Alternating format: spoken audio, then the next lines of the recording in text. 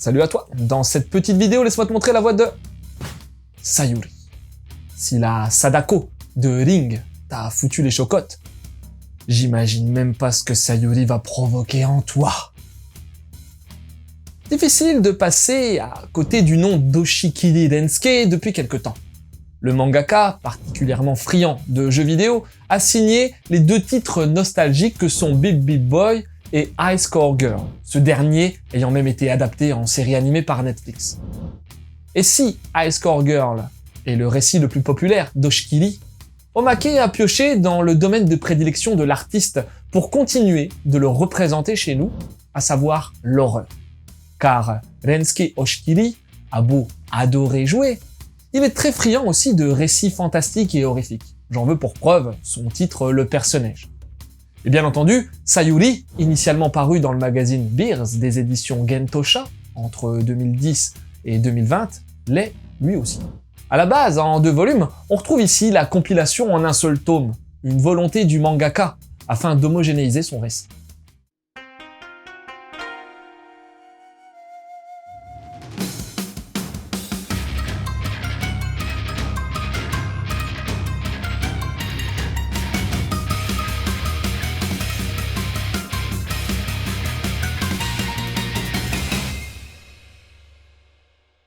Ayant vécu jusqu'ici dans un appartement plus que modeste, la famille du jeune Norio aspire à une vie meilleure, dans une grande maison achetée par son père un peu à l'écart de la ville.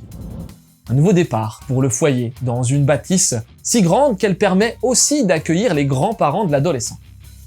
Tout semble aller pour le mieux dans cette petite famille. Pourtant, bien rapidement, de mystérieux événements vont frapper le foyer.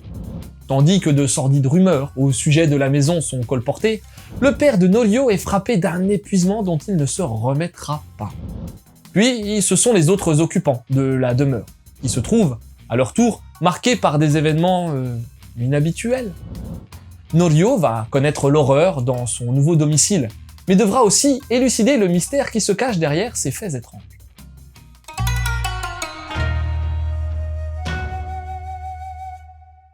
Avec Sayuri, Oshikiri Rensuke narre une histoire horrifique de maison hantée, un genre particulièrement fréquent dans ce type de fiction. Ici, c'est pas une bande de copains qui fera la macabre expérience, mais bien un foyer composé d'enfants, d'adultes et aussi de vieillards.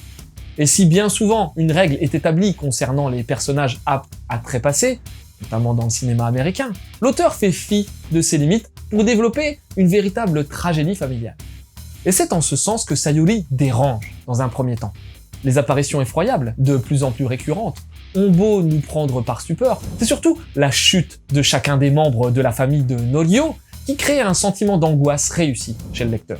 D'ailleurs, il est d'abord difficile d'établir le jeune homme comme réel protagoniste du titre. Et c'est parce que les différents membres du foyer vont subir, ou non, la menace Sayuri, que le héros de cette mésaventure horrifique se dessinera au fil des chapitres.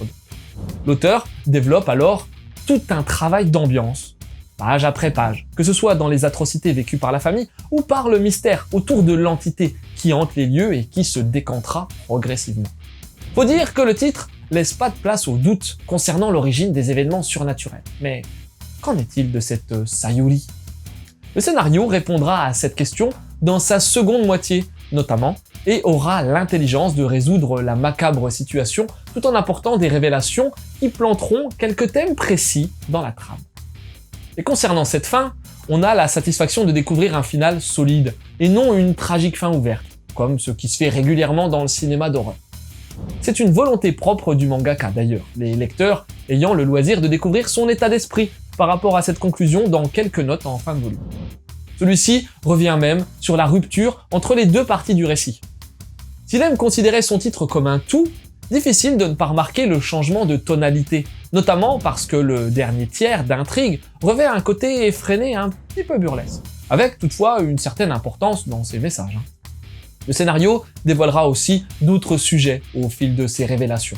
Une démarche chère au mangaka, qui ne se contente pas de simplement conter des récits d'horreur, mais qui cherche aussi à parler de la société, comme le personnage nous l'a bien montré.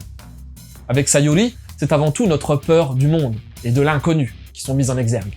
La situation de départ traite de la famille et du changement d'environnement, tandis que la menace Sayuri peut être interprétée de manière différente, ou de différentes manières. Face à elle, le comportement de l'un des personnages dans la dernière partie de tome prend un sens fort, quitte à renouveler l'atmosphère du titre de manière nette. Face à la peur, à l'inconnu et au monde, il ne faut jamais se résigner, mais plutôt chercher à comprendre. La résolution de l'histoire, en plus d'être satisfaisante, se montre forte et, une nouvelle fois, un petit peu mélancolique. Car si Oshikiri parle du fossé entre les générations dans le personnage, il évoque ici les soucis de compréhension au sein d'une même famille, et la manière dont un foyer peut provoquer sa propre destruction quand chacun de ses membres se renferme sur lui.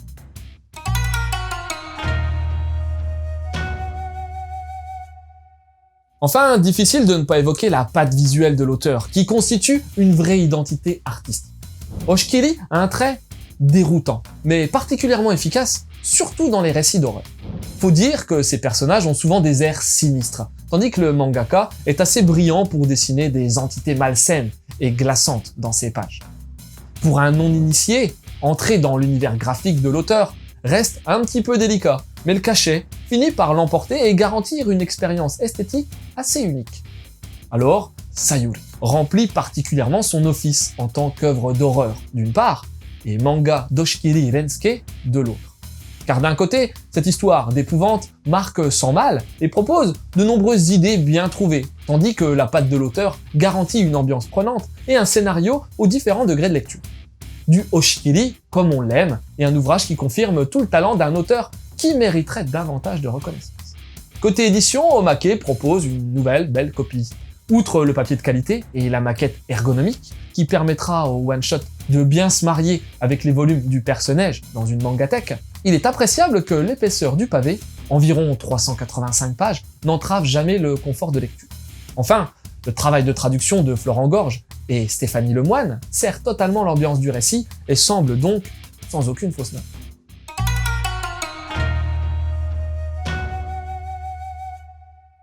Et pour compléter ta lecture de Sayuri, tu peux tenter le personnage. Et je t'en dirai pas davantage car le mangado en lien est dans la place. Et pour rester dans l'horreur, faudrait forcément que tu lises du Ito Junji. Il y a plein de titres du mangaka en France et c'est difficile d'en sortir un seul. Pourquoi pas Spirale, certainement son titre le plus connu. Attention, âme sensible s'abstenir. Et pour terminer, parlons 2 secondes de la référence dans le manga d'horreur, Umezu Kazuo. On a chroniqué plusieurs titres en mangado, et Je suis Shingo reste pour moi une solide référence. Alors, voilà, c'était Lou, j'espère que cette petite chronique t'aura donné l'envie de lire. Sayuri, je te laisse et, je te rappelle, continue de suivre la voie du manga.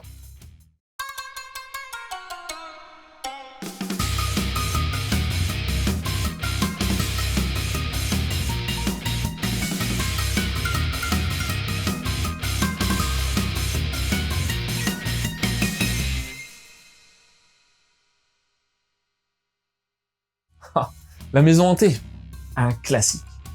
Chez moi, quand j'entends du bruit la nuit, c'est jamais des fantômes, mais plutôt les chats qui vomissent. C'est moins glamour, c'est vrai.